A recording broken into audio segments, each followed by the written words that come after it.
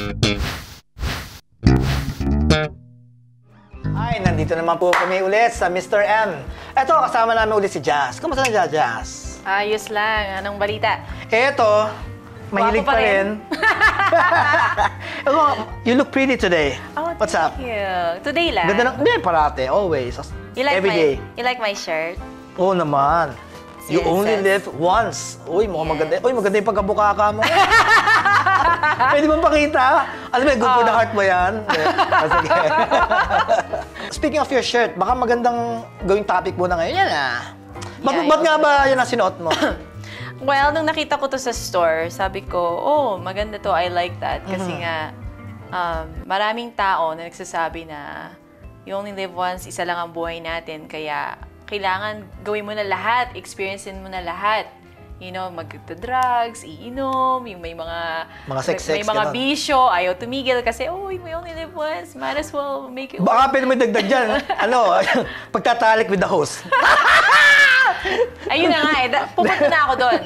Ngayon, ang sa akin, ang opinion ko, you only live once, you only have one life to live, you might as well make, you know, better choices. Parang pareho tayo naiisip. Kaya ang choice ko eh,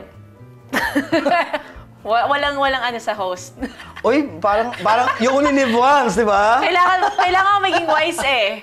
Ay, wise decision yung hindi mo gagawin ganyan. Mali yan, di ba? Hindi, joke lang. Para sa mga viewer natin, nagbibiruan na kami. Makakalala kami ni Jazz. Alam mo, ganyan na talaga kami magbiruan. Tito ko to. Siya naman tita ko.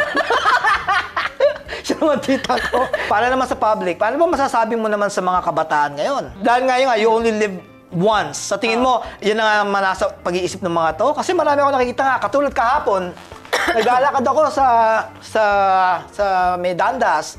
Ang dami ko nakita mga estudyante na naka miniskirt. Hindi lang basta miniskirt. Umakyat sila ng escalator, nakikita ko na yung underwear nila. Parang bimpo na nakarap na lang. Oo, tapos parang wala silang pakialam. Nakikita ko yung underwear. Ako naman, syempre, parang shock lang ako. Pero, syempre gusto ko yun, di ba? Pero ayoko makita sa anak ko yun, syempre, di ba?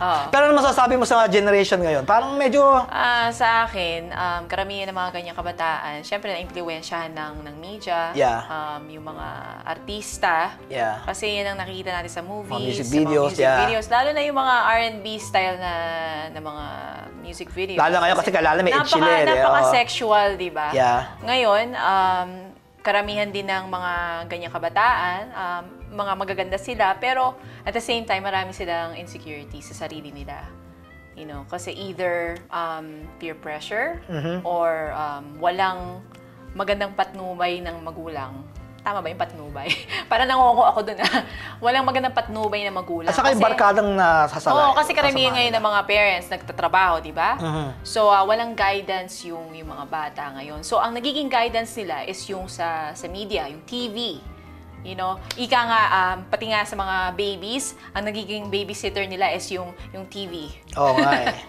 Siguro yung technology rin ngayon po kami nagagawa din doon. Oo, yung technology. Kasi internet, easily accessible. Yeah, yung nga eh. Sa ngayon, parang ang hirap na rin gumalaw ngayon kasi bawat kilos mo, hindi mo alam kung may makakuha ng video mo, lalabas na lang kagad sa YouTube. Marami ka sa scandal, tinatago? Wala, yung pa isa. Speaking of scandals. Yeah, ngayon, nakakatakot na kunwari, meron ka mga personal stuff sa iyong cellphone. Kasi mapickpocket ka, maiwan mo telepono mo dyan. O mga hard drive. Ay, naku, baka makita tayo. Hindi, joke lang. Pero yung nga, nakakatakot, di ba? Kasi hindi mo, ngayon sa generation ngayon, ang dali lang eh. Ang dali lang nila mag-upload. Pwede sila maging anonymous, di ba, na uploader. Hindi mo malalaman eh. Ironic na wala yung telepono kagabi eh, may kumuha. Nako. May nagnakaw. Paano ngayon yan? Makikita yung natin doon. Yung mga iba nating session. Okay. Okay lang yan. Hayaan mo na, ganun lang naman yun eh, di ba? Kumbaga, mag-advance na tayo. 20 years from now, siguro okay na yung mga ganun, di ba? Kung sa generation tayo ng mga naging ninuno natin, kakaya yun. Sobra-sobra yun. Malamang susunugin tayo sa state. Ibibitay tayo nun. Ito nga pala, speaking of mga old times, old days, yung paghaharana, mga ganyan. Ikaw, kung may mangliligaw sa'yo at gagamitin yung mga style na paghaharana, yung mga snail mail, like those stuff, ikaw, mas gusto mo ba to? Kasi sa ngayon na parang kung tatama rin na lang, text ka na lang or ano na, sesendan ka na lang MP3. Nakakabwisit yung gano'n. mga text-text na yan eh, kasi napakadali, parang walang effort. Maganda sa lalaki, yung nagpapakita talaga ng effort at maganda yung intention nila sa babae. So gusto mo yung mga tamang very, very thoughtful sila. nanahin ako, May gitarahan rose ka, ako, yung rose, gitarahan mga ako, ganyan, bigyan ako chocolate ka. tsokolate, Yan. pakainin ako, basta, gawin akong reyna. Yun ang maganda. Gawin ka importante. Oo, importante, reyna. Yo, Reyna. Sige. Basta Yeah. ako ginagawang ano eh. Basta honest ang intention ng Yeah. lalaki.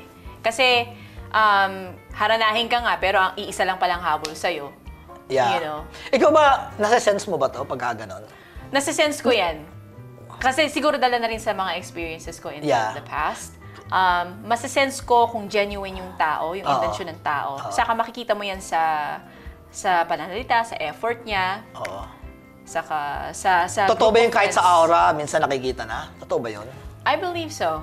Makikita mo yan. Katulad mo, nakikita ko na meron kang pagnanasa na Eh, ito, joke. Hindi, pero ako, alam mo ako, happily married ako, ano na, Max. 10 years. Pero Anong ganun talaga ako, pero may libog ako.